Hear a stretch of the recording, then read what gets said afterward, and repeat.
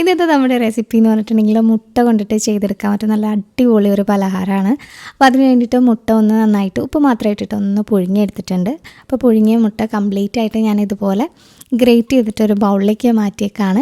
ഇനി ഇതിലേക്ക് ഒരു മീഡിയം സവാള ഇതുപോലെ ചെറുതായിട്ട് കൊത്തി കൊത്തി അരിഞ്ഞത്, അതുപോലെ തന്നെ ഒരു 1/2 ടീസ്പൂൺ അളവിൽ വീതം ഇഞ്ചിയും, അതുപോലെ തന്നെ വെളുത്തുള്ളി ഒരു 3-4 മതിയാവും. അതുപോലെ ഇഞ്ചി ഒരു ചെറിയ പീസ് ചെറുതായിട്ട് അരിഞ്ഞതാണ്. പിന്നെ ഒരു പച്ചമുളക് തീരെ പൊടിയായിട്ട് അരിഞ്ഞത്, പിന്നെ മല്ലിയിലയാണ് ചേർത്ത് കൊടുത്തേക്കുന്നത്. ഇനി ഇതിലേക്ക് ഒരു 1/4 ടീസ്പൂൺ അളവിൽ മഞ്ഞൾപ്പൊടി, 1 ടീസ്പൂൺ ഫുള്ളായിട്ട് നമ്മൾ സാധാരണ എരിവൊക്കെയുള്ള മുളക് പൊടിയാണ് എടുത്തേക്കുന്നത്. പിന്നെ 1/2 ടീസ്പൂൺ അളവിൽ ഗരം മസാല കൂടി ചേർത്തിട്ടുണ്ട്. ഇനി ഞാനിതിലേക്ക് 2 ടേബിൾ സ്പൂൺ വീതം മൈദയും, അതുപോലെ തന്നെ 2 ടേബിൾ സ്പൂൺ കോൺഫ്ലോറും കൂടിയാണ് ഞാൻ ഇതിലേക്ക് ചേർത്ത് കൊടുക്കുന്നത്. അത് ജസ്റ്റ് അതൊക്കെ ഒന്ന് മിക്സ് ചെയ്യുമ്പോൾ ഒരു പിടുത്തത്തിന് വേണ്ടിയിട്ട് അങ്ങനെ ചെയ്തു. കോൺഫ്ലോർ ചേർക്കുമ്പോൾ ഒരു നല്ലൊരു ക്രിസ്പനെസ്സും കിട്ടുമല്ലോ. പിന്നെ അതിലേക്ക് ആവശ്യത്തിനുള്ള ഉപ്പ് കൂടെ ചേർത്തിട്ട് ഇത് നന്നായിട്ട് കൈകൊണ്ട് തന്നെ നന്നായിട്ടൊന്ന് മിക്സ് ചെയ്ത് കൊടുക്കുക. പിന്നെ ആ മുട്ടയുടെ ആ ഒരു നനവ് കൊണ്ടിട്ട് അതിൽ നമ്മൾ എക്സ്ട്രാ ഒന്നും വെള്ളമൊന്നും ചേർക്കേണ്ടി വരില്ല. കാരണം ഇതുകൊണ്ട് തന്നെ നന്നായിട്ട് നമ്മളുടെ കയ്യിൽ ആ ഒരു കറക്റ്റ് ഷേപ്പ് വരത്തക്ക രീതിയിൽ തന്നെ നനഞ്ഞ് കിട്ടിക്കോളും.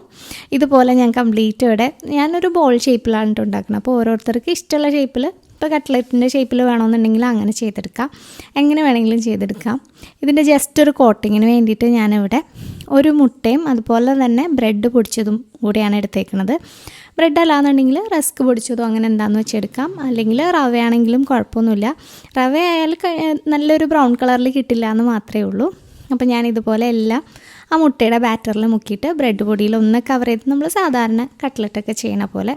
അപ്പോൾ മുട്ട കവർ ചെയ്യാനെടുക്കുന്ന മുട്ടയിൽ ഒരല്പം ഉപ്പ് ചേർത്തേക്കാം. അപ്പോൾ ഇത്രയൊക്കെ ഉള്ളൂ. ഇനി ഇത് നമുക്ക് കംപ്ലീറ്റ് ആയിട്ടൊന്ന് കവർ ചെയ്തിട്ട് എല്ലാം ഒന്ന് കവർ ചെയ്തെടുക്കാം. വേണമെന്നുണ്ടെങ്കിൽ കുറച്ച് നേരം ഒന്ന് ഫ്രിഡ്ജിൽ വെക്കുകയാണെന്നുണ്ടെങ്കിൽ ഒരുപാട് ബ്രെഡ് പൊടിയൊന്നും ഒരുപാട് പൊടിഞ്ഞിട്ട് പോവില്ല, കറക്റ്റ് സെറ്റായിട്ട് കിട്ടിക്കോളും. ഇപ്പോൾ ഞാനിവിടെ ഫ്രിഡ്ജിലൊന്നും വെച്ചിട്ടില്ല കേട്ടോ, ഉടനെ തന്നെ ഫ്രൈ ചെയ്ത് എടുക്കുകയാണ് ചെയ്യണത്. അപ്പോൾ നന്നായിട്ട് ഡീപ്പ് ഫ്രൈ ആയതുകൊണ്ട് തന്നെ കുറച്ചധികം ഓയിൽ വേണം. ഇപ്പോൾ വെളിച്ചെണ്ണയിലല്ലാന്നുണ്ടെങ്കിൽ സൺഫ്ലവർ ഓയിലിൽ ചെയ്തെടുക്കാവുന്നതേ ഉള്ളൂ. അപ്പോൾ ഓയിലൊക്കെ നന്നായിട്ട് ചൂടായി കഴിയുമ്പോൾ ഒരു മീഡിയം ടു ഹൈ ആ ഒരു അതിൻ്റെ മീഡിയത്തിൽ വെച്ചിട്ട് നന്നായിട്ടൊന്ന് ഫ്രൈ ചെയ്തെടുക്കുക. പിന്നെ മുട്ട ആയതുകൊണ്ട് തന്നെ പിന്നെ നമ്മളിത് മുട്ടയിലും അതുപോലെ ബ്രെഡ് പൊടിച്ചതിലും ഒക്കെ മുക്കിയേക്കണ കാരണം വലിയൊരു എന്താ പറയുക, മുട്ടയുടെ വെള്ള എണ്ണയിലേക്ക് ഇടുമ്പോൾ ഒന്ന് പൊട്ടിത്തെറിക്കുമല്ലോ, ആ ഒരു ഇതൊന്നും ഉണ്ടാവില്ല.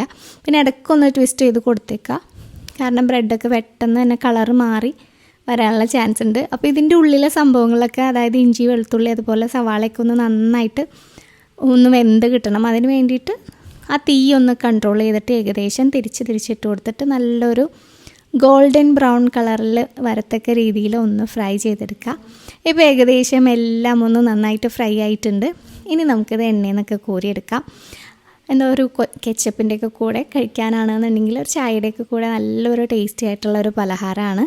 നമ്മളുടെ വീട്ടിലെ വിരുന്നാരൊക്കെ വരുമ്പോൾ പെട്ടെന്ന് ചെയ്തെടുക്കാൻ പറ്റുന്ന സംഭവമാണ്. നല്ല ടേസ്റ്റി ആയിട്ട് കുട്ടികൾക്കാണെന്നുണ്ടെങ്കിൽ വളരെ ഇഷ്ടമാവുന്ന ഒരു സംഭവമാണ്. അപ്പോൾ തീർച്ചയായിട്ടും ഒന്ന് ട്രൈ ചെയ്ത് നോക്കുക. ട്രൈ ചെയ്ത് നോക്കിയിട്ട് ഫീഡ്ബാക്ക് അറിയിക്കുക. അതുപോലെ തന്നെ ആദ്യമായിട്ട് കാണുന്നവരാണെന്നുണ്ടെങ്കിൽ നമ്മുടെ ഈ പേജ് ഒന്ന് ലൈക്ക് ചെയ്തിട്ട് ഫോളോ ചെയ്തേക്കാം.